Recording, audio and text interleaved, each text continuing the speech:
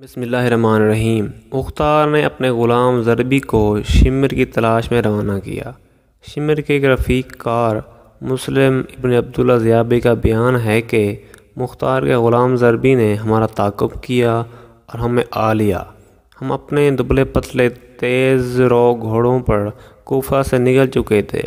ہم نے دیکھا کہ وہ اپنا گھوڑا اڑاتا ہوا چلا آ رہا تھا۔ جب وہ قریب آیا تو شمر ہم سے کہنے لگا کہ تم اپنے گھوڑوں کو ایڑ لگاؤ اور مجھ سے دور چلے جاؤ، غالباً یہ غلام میری ہی طاق میں آیا ہے۔ ہم نے اپنے گھوڑوں کو ایڑ دی، اتنے میں غلام نے آ کر شمر پر حملہ کیا۔ پہلے تو شمر نے مدافعت پر اکتفا کیا، اس کے بعد ایک ہی وار میں اس کا کام تمام کر دیا۔ ضربی کو قتل کر کے شمر کلتانیہ نامی ایک گاؤں میں پہنچا جو دریا کے کنارے پر واقع تھا اور گاؤں سے باہر ایک ٹیلے کے پاس فروکش ہوا۔ ہم بھی ساتھ تھے۔ اس کے بعد شمر نے گاؤں کے کسان کو بلا کر پہلے تو اسے معروف کرنے کے لیے پیٹا، پھر کہا کہ میرا یہ خط مصعب ابن زبیر کے پاس بصرہ لے جاؤ۔ مصعب ابن زبیر حضرت امام حسین کے داماد یعنی جناب سکینہ کے شوہر اور اپنے بھائی حضرت عبداللہ ابن زبیر کی طرف سے بصرہ کے حاکم تھے۔ شمر نے اس خط میں درخواست کی تھی کہ مجھے اپنی حفاظت میں لے لو۔ کسان یہ خط لے کر بصرہ روانہ ہوا۔ راستے میں ایک ایسے گاؤں میں پہنچا جہاں ابو عمرہ نام مختار کا اہلکار رہتا تھا۔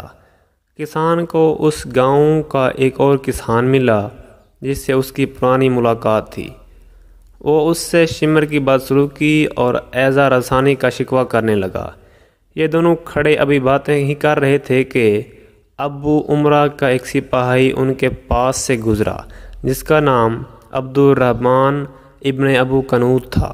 اس نے کسان کی باتیں سن کر خط لے لیا اور پڑھ کر پوچھنے لگا شمر کہاں ہے، جس سے معلوم ہوا کہ وہ اس جگہ سے 3 فرسنگ کے فاصل پر ہے۔ اب یہ لوگ شمر کی طرف چلے۔ میں اس رات شمر ہی کے ہمراہ تھا۔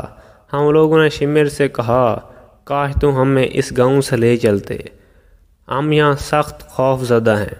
شمر نے کہا یہ خوف اسی کذاب کی چہرہ دستیوں کا نتیجہ ہے۔ اس مقام پر ریچھوں کی بڑی کثرت تھی۔ میں نیم بیدار تھا، اتنے میں گھوڑوں کی ٹاپوں کی آوازیں سنائی دیں۔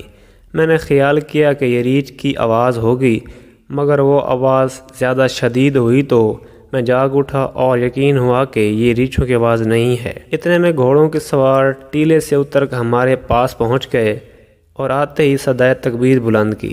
ہم اپنے گھوڑوں کو وہیں چھوڑ کر پیدل ہی بھاگ کھڑے ہوئے۔ یہ سب شمر پر ٹوٹ پڑے۔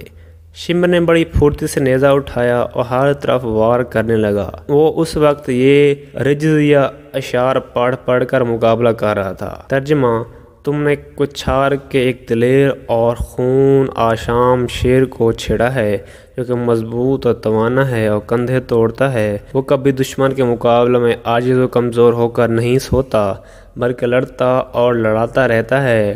ان کو تلوار کی ضرب سے جدا کرتا اور اپنے نیزے کو سیراب کرتا ہے۔ اب شمر نے نیزہ چھوڑ کر تلوار اٹھائی اور اس سے لڑتا رہا۔ آخر عبد الرحمن ابن ابو کنود نے اس کے ایک ایسی تلوار ماری کہ لڑکھڑا کر گرا اور جان دے دی۔ جب وہ ہلاک ہو گیا تو یہ لوگ اس کی نجس لاش کو کتوں کی غذا بننے کے لیے ایک گڑھے میں پھینک کر اپنے گاؤں کو واپس لوٹ آئے۔